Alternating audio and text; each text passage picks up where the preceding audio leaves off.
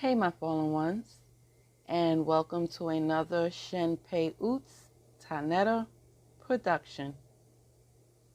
I am your hostess and your storyteller, Shen Pe.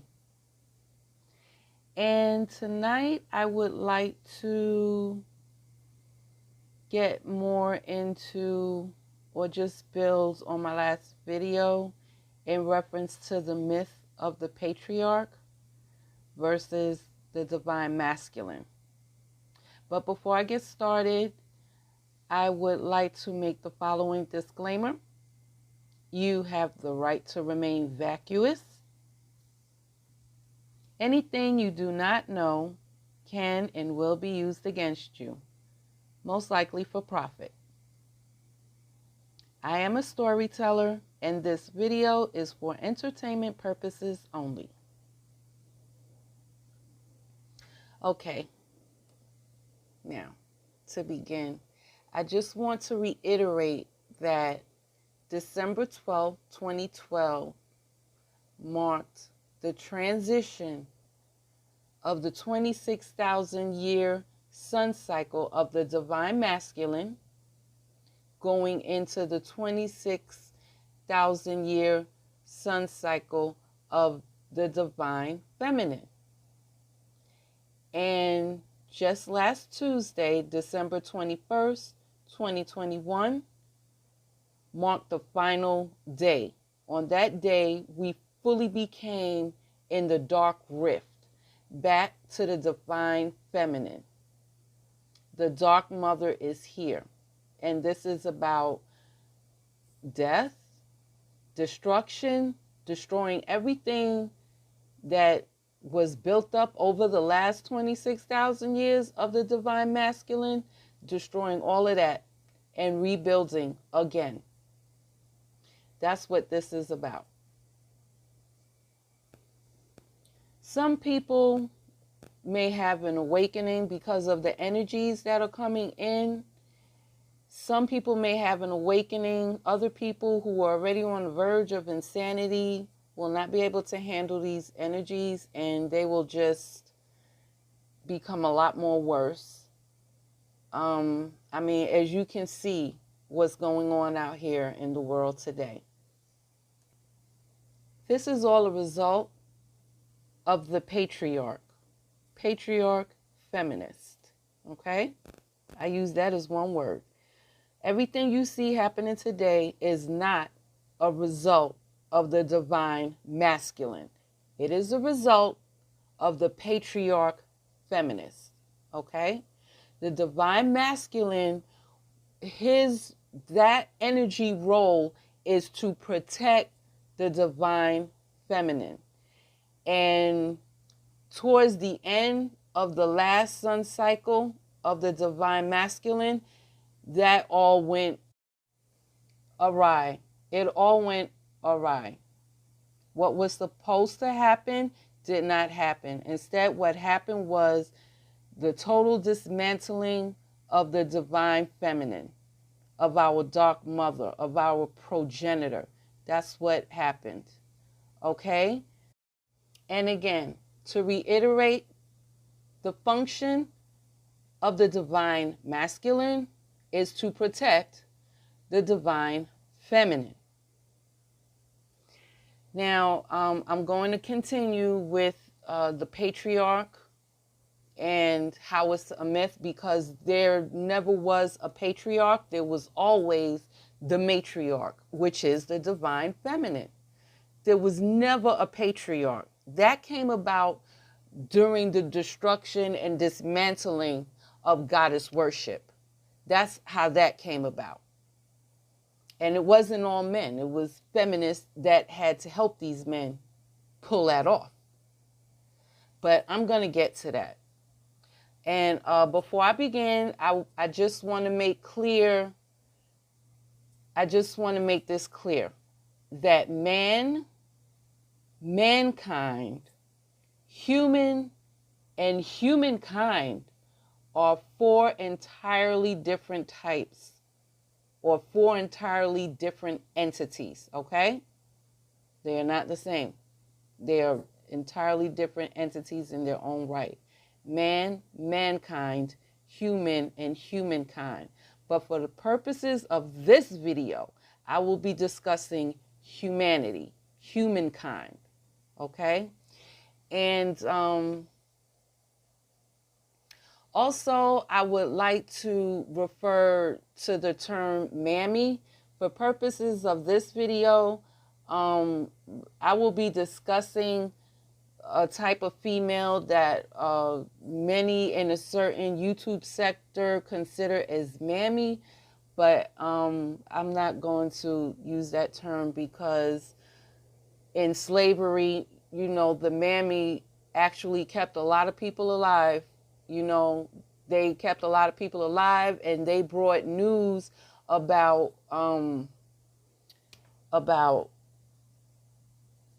uprisings and things like that, slave revolts. They brought news about that.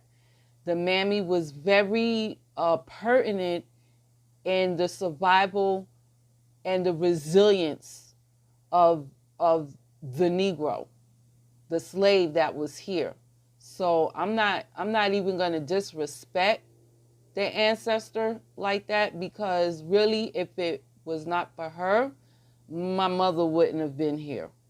Because like I said in another video, my mother's side of the family, you know, they've been here since 1700s, okay?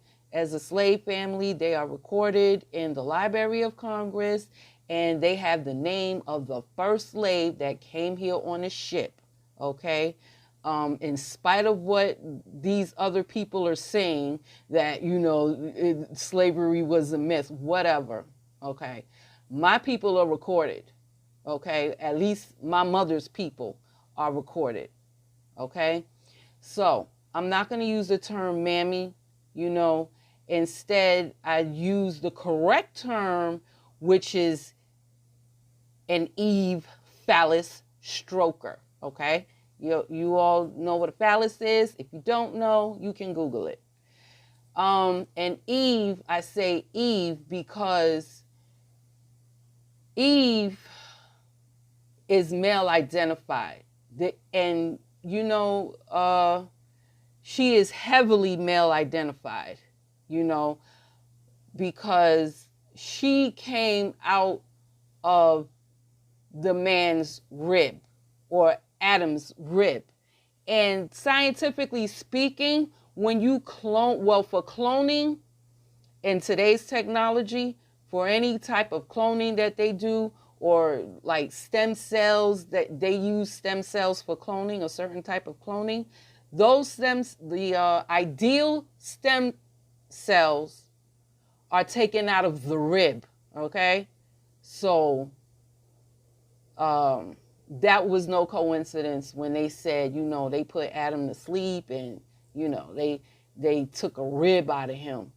What they actually did was take a stem cell out of him, you know, because they wanted to make Eve, you know, of the same material as Adam, okay? Lilith, in spite of popular belief, and the reason why she was demonized is because you had back then, when the patriarch was starting to rise and strangling the divine masculine and dismantling the matriarch, when they were starting to rise, they had to demonize all of the goddesses, all of the oracles, all of the witches. They had to demonize these women, you know, in order to, you know, make themselves in existence. So Lilith was not equal to Adam, okay? I know that's what you were told to believe by the patriarch, but no, that's not what it is. Actually, she was of another clan or group, and actually Lilith is a full Anunnaki, okay? That's who she is. She's a full Anunnaki. And the purpose is, well, I'm going to get into that in another video. But the real story is she didn't want to lay down with Adam and procreate because, he wasn't of her kind. And, she felt like he was just a walking piece of mud, basically, which, was beneath her, and she refused to lay down with that man. She just refused to do it. She came from a group of people that told everybody else that they were gods, But that's a whole nother story. But she had to be demonized, and that's another story. I'm not going to get into that right now because that's a whole nother video. But Eve was made, to be really a helpmate to Adam. And that's another thing about the word virgin.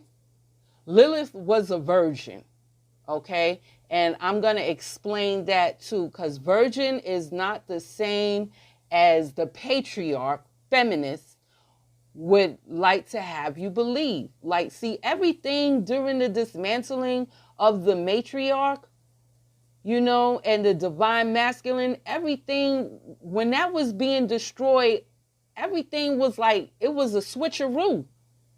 There was a whole switcheroo involved here. But Eve is the helpmate of Adam. So naturally, she's going to stroke his phallus. She's going to do that. I mean, when the snake came in the garden, that was Lilith, because a certain event happened, which I have to get into in another video. When Lilith ran away from Adam, but she came back, and in the Bible, she was represented as a serpent. Now, the snake and the serpent, as I said in another video, in the last video, that represents the divine feminine. That represents wisdom in a whole lot of cultures. Don't take my word for it. In a whole lot of cultures. In Kemet, in Asia, in India, ancient India, in a whole lot of cultures, the serpent represents the divine feminine and wisdom. So when she came, she wanted Eve to see, something. But, when Eve ate that apple, the apple was a symbol still, but I'm not going to get into that. When the snake in the garden gave that apple to Eve, it was only meant for Eve. It wasn't meant for her to go and share that with Adam. Okay? It was not meant for her. The serpent was trying to give Eve the wisdom. And even after she ate that apple, being the helpmate that she is, she can't help it. It's genetic. She can't help it. She can't help it. It's genetic. The helpmate that she is, she went and told Adam, thinking that she can instruct him, now that she can see. Now that her first eye, what a lot of people call the third eye, now that her first eye was open, she thought that maybe she could go and teach him. And then what happened when the hostile God came in to the garden, was like, you ate that apple after I told you not to eat that shit? And what's the first thing he did? He didn't take accountability or nothing. He he turned around and said, yo, Eve gave it to me. She made me do it. She made me do it. Hey, look, child. But anyway, I'm not going to refer to these women as mammies, which is a popular term on YouTube right now. For me, they are Eve phallus strokers. Okay? So I'm gonna have to go Wait, I'm going to have to go back to the beginning. And I want to start by telling a story of the Doggone Tribe, about their creator. Their creator is called Amma. Amma, of course, is the mother God.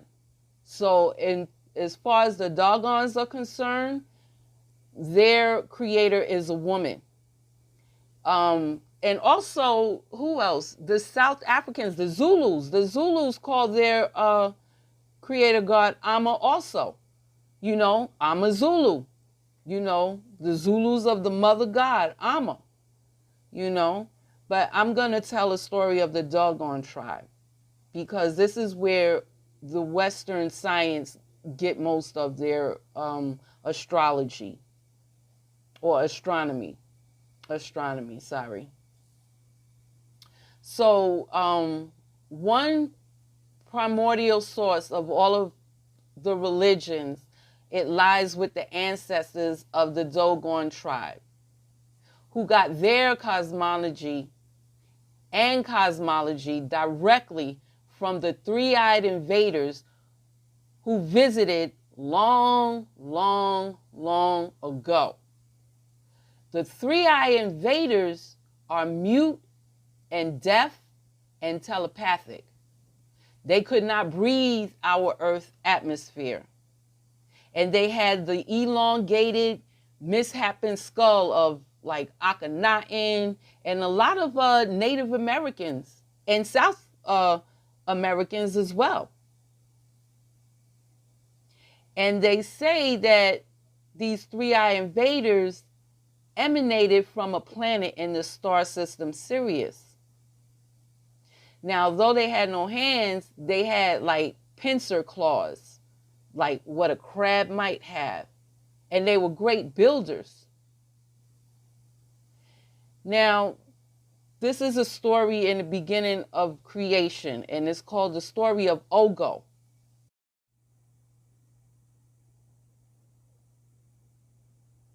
So according to the Dogon people of Mali in West Africa, Amma the Creator ordained that all created beings should be living manifestations of the fundamental, universal principle of complementarity or twinness. Now, this principle manifests itself as the wholeness which is created when female and male pairs join in all things. Such pairing establishes cooperation and harmony. For example, this would be like the twin gods and goddesses of Kemet. Like in my previous video, Amun and Amunet. Then you have Ki and Kiket, you know, like that. And so on and so on. Osor and Orset, also known as Osiris and Isis in Greece. Like that. It's like, and that has a lot to do with, you know, the interpretation of this can be like the scientific is what I also explained in my last video about the left brain and the right brain, with the left brain being the masculine side and the right brain being the feminine side, and how you have to harmonize that, you know, to raise your vibrations, to raise your chakra levels, your kundalini, all of that, you know. So it should be working in harmony. And remember, I said there is no such thing as balance. Balance is actually a curse word. So if anyone tells you that you need to seek balance in your life, I suggest that you run from that person, and whatever else is coming, you know, whatever other sounds are coming out of their vocal cords, because you really don't want that resonating in your frontal lobes. Okay? Balance is a curse word. There is no such thing as balance. There is only cooperation and harmony. Okay? So again, this principle manifests itself as the wholeness which is created when female and male pairs join in all things, such pairing establishes cooperation and harmony. So now Amma therefore equip each being with twin souls, both female and male at birth. Again, that's the left side of the brain and the right side of the brain. But in one of these primordial placentas, the male soul did not wait for the full gestation period to be born. Now I want y'all to pay close attention to this. Okay? I'm going to repeat that. In one of these primordial placentas, the male soul did not wait for the full gestation period to be born. This male being was known as Ogo, who arrogantly wished to compete with Amma and to create a better world than which Amma had created. Now, with his fragmented placenta, he created Earth, but it could only be imperfect since he was incomplete. That is, born prematurely without his female twin soul. Realizing that he was flawed and therefore deficient, Ogo returned to Amma, seeking his complementary female self. But Amma had given his female soul away. Ogo, forever incomplete, was doomed to perpetually search for the completeness that could never be his. The earth he had defiled in the act of self-creation was now inhabited by single-souled, impure, and incomplete beings like himself. Ogo's descendants, all eternally deficient, listen to that word, eternal, okay? Eternal. Eternal. Please go and look that word up in the dictionary. They are all eternally deficient, originated in an incestuous act, since he had procreated with his own placenta, the representation of his mother.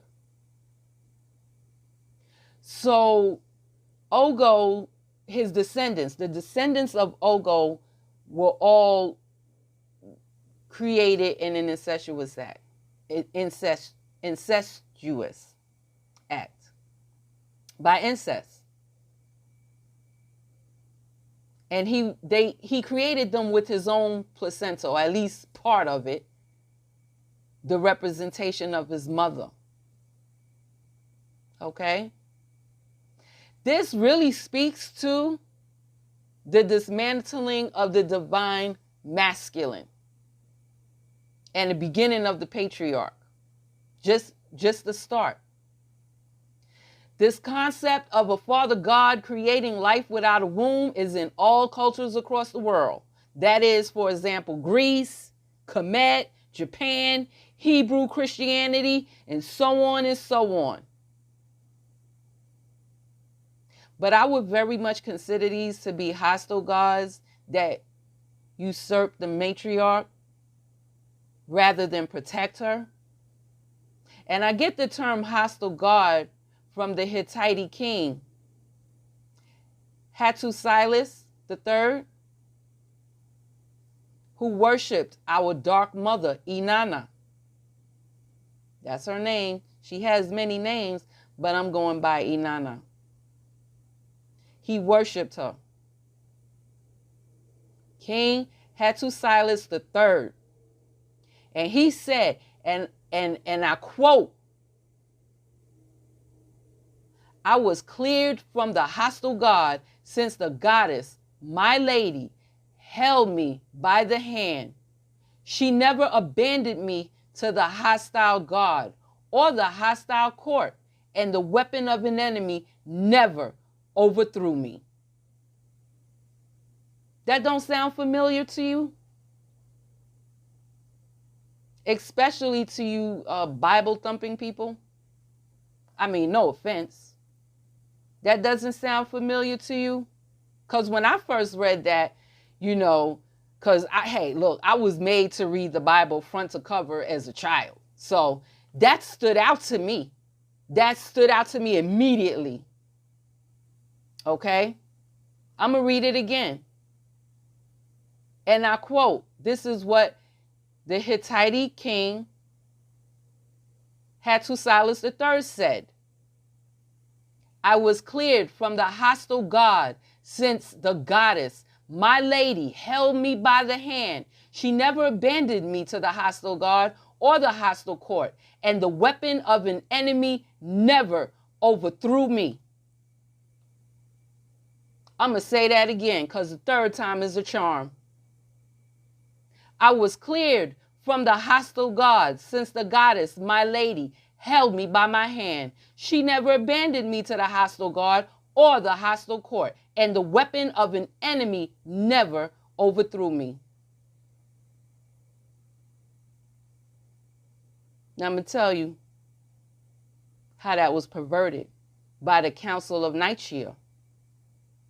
The Council of Nicaea perverted that statement by the Hittite king Hattusilus III and included it in the Bible, Isaiah chapter 54, verse 17. And I'm quoting this from the King James Version.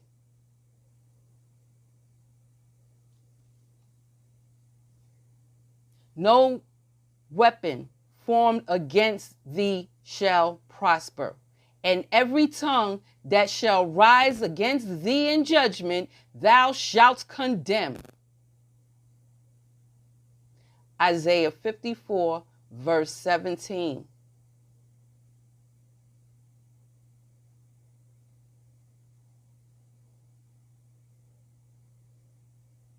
Goddess worship was all over the world during the first half of the divine masculine of the fifth sun of light, the last 26,000 years sun cycle. And then the patriarchs started to come.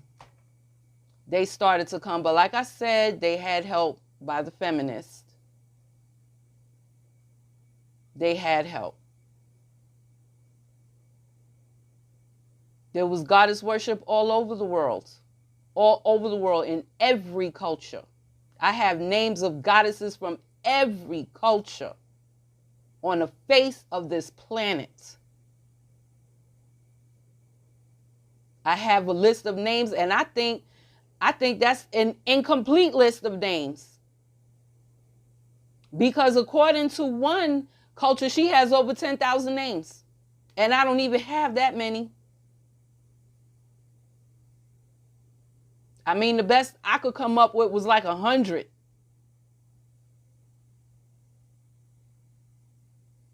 And I'm still digging for some more. Well, goddess worship today is at a very small, minuscule minimum. In places like Nepal, they still worship the goddess.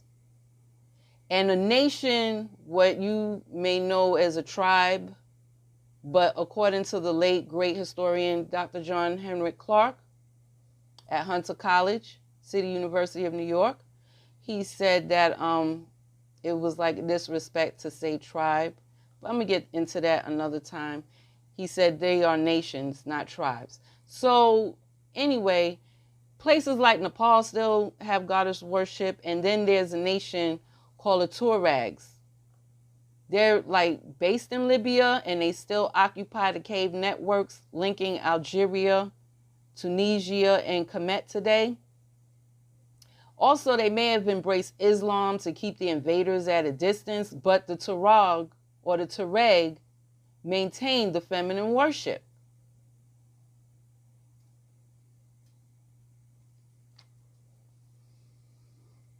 So with that, I'm going to come back because it's just a lot of information, and I'll get started with well, I'm just going to end with this.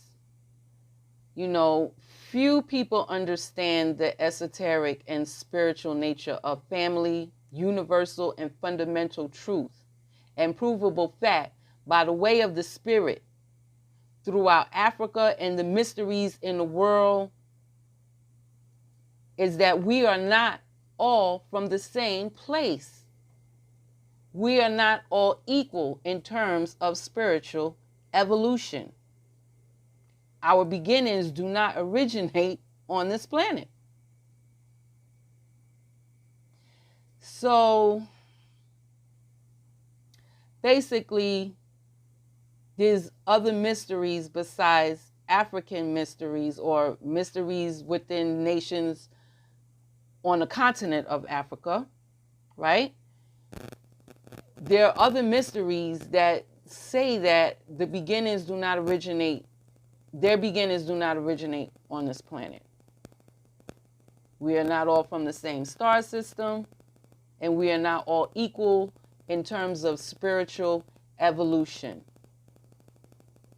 And as a matter of fact, during that transition between 2012 and 2021, during the transition of the fifth sun to the sixth sun, which we are in now, the sixth sun of darkness, because we just left the fifth sun of light, which was the divine masculine, into the sixth sun of darkness, which is the divine feminine. Hallelujah. Okay, well, during that transition, anybody, like during 2012 and just this week, 2021, Tuesday, December 21st, during that period, anyone who has not been able to, well, let me just say it like this. Wherever, that was like a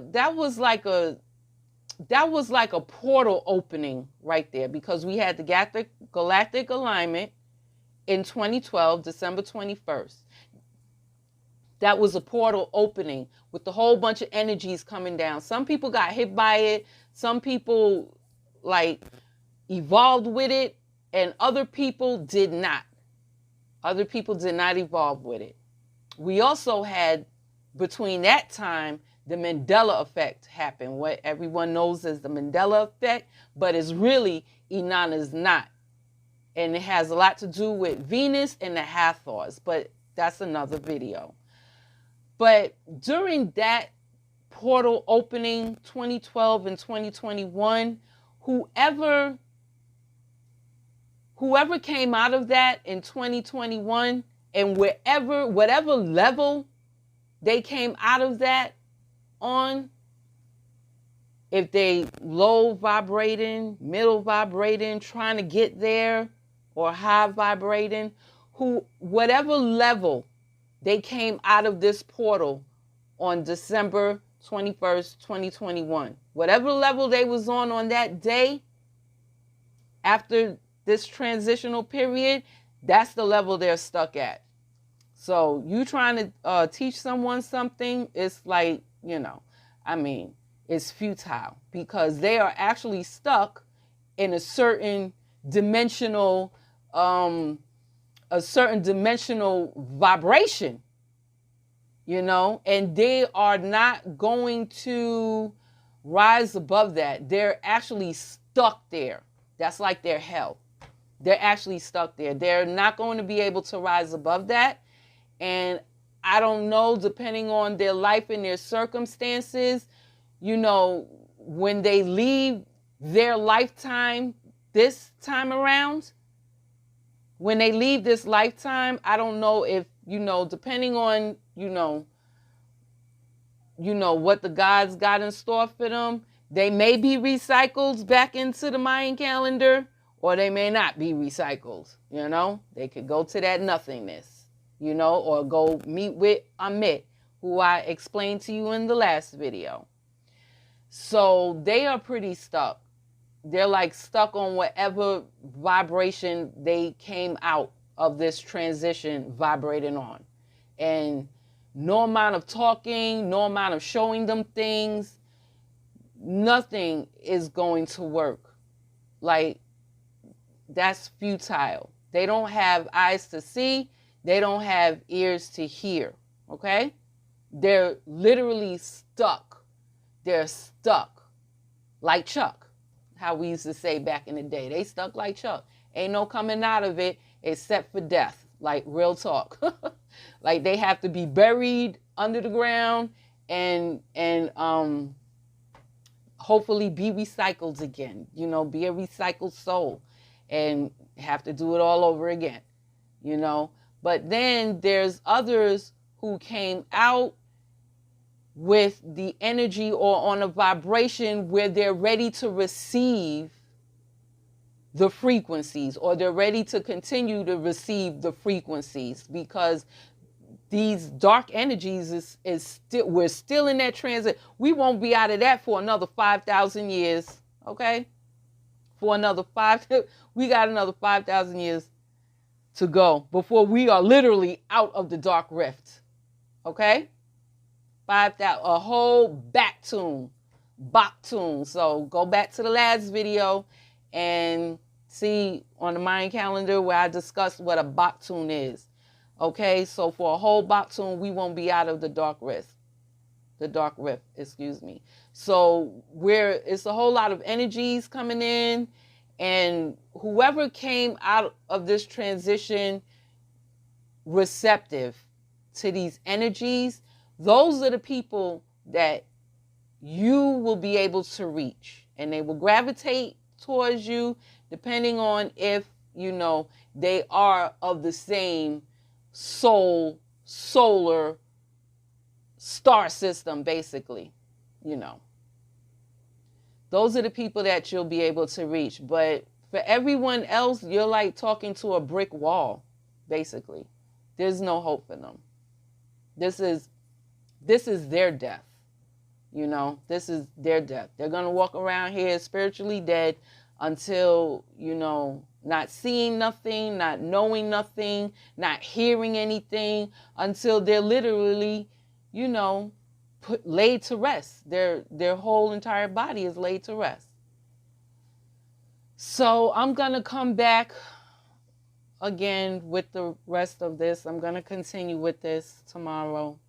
So until then, like, subscribe, and I'll see you soon. Have a good night. Later.